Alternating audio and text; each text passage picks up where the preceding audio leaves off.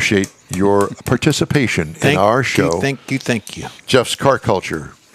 What are we doing today? Hydrogen fuel cells. Things to know. Are they the future? Are they from Mars? No, the Honda, Toyota. No, I'm not bringing them. Are we doing America? Is America going to do them? America. We'll find out. All but there's about 17,000, pardon me, about 17,000 hydrogen-powered vehicles in the U.S. roads right now. All of them are in California. Meanwhile, the EVs, there's millions of them around the country and the world.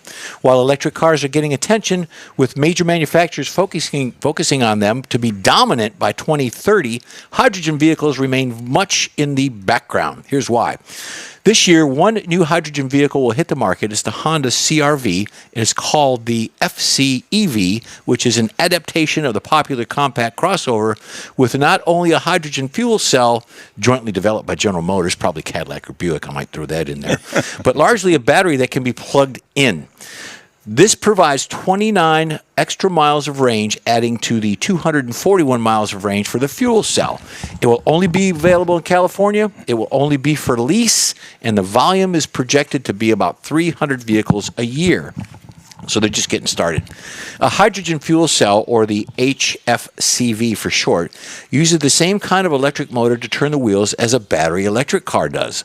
But it's not powered by a large, heavy battery, but by a fuel cell stacked in which pure hydrogen, H2, passes through a membrane to combine the oxygen, O2, from the air, producing the electricity that turns the wheels. Figure that out. We got a schematic here coming up. What this means is a fuel cell vehicle is technically a series hybrid, which is why they are sometimes classified as a fuel cell hybrid electric vehicle, or the FCHEV.